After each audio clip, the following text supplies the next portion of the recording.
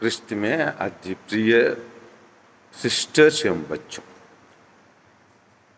आज का सुसमाचार केवल 3 वचन हैं, लेकिन ये 3 वचनों में बहुत गंभीर बात और विशेष बात स्त्रियों के बारे में बताया गया है।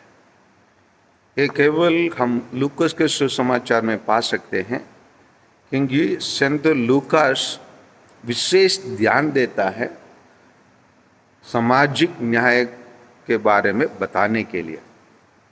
और हम लोग बहुत सारे चीज़ों को केवल संत लूकास के सुसमाचार में ही हम लोग पा सकते हैं, अन्य सुसमाचार में हम लोग इस प्रकार की जानकारी नहीं मिलती है। यहाँ पर संत लूकास बता रहे 12 प्रेरित के अलावा और कुछ लोग है ना, कुछ नारियों भी उनके साथ दे। हो सकता है प्रभु यीशु उनको भी अपने शिष्य के रूप में रखे, लेकिन उन दिनों में केवल यहूदी नहीं, एक कहा जाए तो दुनिया भर में स्त्रियों को पुरुषों से कमतर समझाया जाता था। और प्रभु यीशु कुछ भी परिवर्तन करने के टाइम पर, समाज की सुधार कार्य करने के टाइम पर कभी उन्होंने बहुत विज्ञापन नहीं करते, आज मैं ये करने वाला हूँ, यहाँ धरना करने वाला हूँ, यहाँ ये अधिकारियों को विरोध करने वाला हूँ, नहीं तो मैं इसी प्रकार नियम बना के छोड़ के जाने वाला हूँ, नहीं किए। वो दैनिक जीवन में एक एक चीज़ को, जैसे उन्होंने समाज में जो भी चीज़ों हो रहा था उसको जैसे देख के वैसे ही वो जाते वक्त और प्रचार करने वक्त उसी समाज में जो आवश्यकता था, जो चीज़ का परिवर्तन करना था, जो सामाजिक सुधार का कार्य करना था, वो जाते वक्त करते ही चले गए। एक एक चीज़ को वो करते चले गए।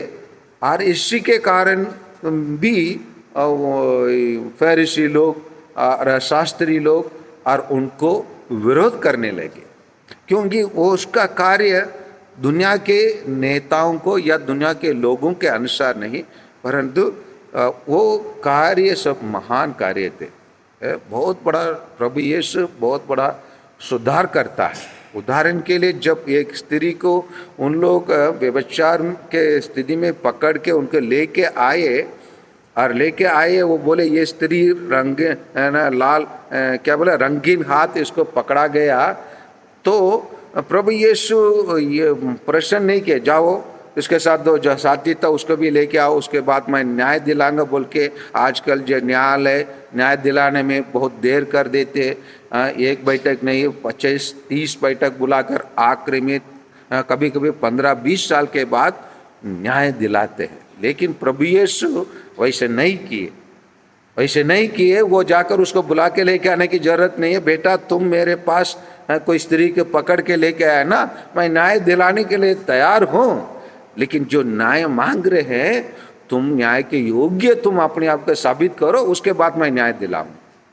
यही है प्रभु यीशु सुधार करने का, सामाजिक सुधार करने का तरीका। यहाँ पर भी हम देखते हैं जो नारियां थे उसमें बहुत सारे लोगों के बारे में यहाँ वर्णन किया गया है, जो दुष्ट आत्माओं और रोगों से मुक्ति के गई थी। मरियम जिसका उपनाम मगदलेना था, आज जिससे 7 अबदूतों के निकाले, और हेरोद के कारिंदा कूश के पत्नी यूहन्ना और सुसन्ना और अन्य नारियों भी थी। वो बहुत सारे लोग प्रभु यीशु से लाभ प्राप्त किए, और इसी कारणवश भी उन लोग प्रभु यीशु के पीछे चले। लेकिन जो लोग, जैसे दुनिया के इतिहास को देखेंगे तो अलग अलग धर्म में बताया जाता है क्यों एक व्यक्ति क्यों अधिकांश स्त्रियों से शादी किया। बताया जाता है उस टाइम पर युद्ध हुआ और अकाल हुआ और बहुत सारे औरत लोग विधवा हो गए, इसीलिए उन्होंने बहुत सारे स्त्रियों से शादी किया। और दूसरे धर्म में बताते हैं क्यों उन्होंने इतने सारे लोगों को अपने बीवी के रूप में रखा, क्योंकि जिसको जिसको उन्होंने अवधूतों को निकाला, नहीं तो उनको बीमारियों को चंगा किया, उन लोग से उनको प्रेम करने लगे और इसीलिए उनसे शादी की। लेकिन यही चीज़ प्रभु यीशु को अन्य धर्म के स्थापना करने लोगों से, मुख्य लोगों से प्रभु यीशु अलग है, भिन्न है। प्रभु यीशु ऐसे कार्य नहीं करते।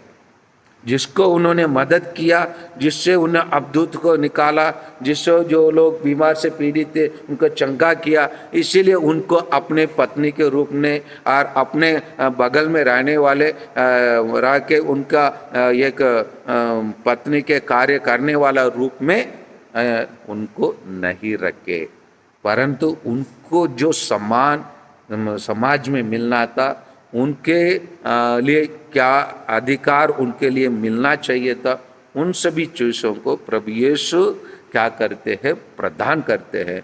इसलिए प्रभु यीशु अन्य धर्म की स्थापना करने लोगों से अलग है और भिन्न है, क्योंकि वो बहुत बड़ा सुधार करता था।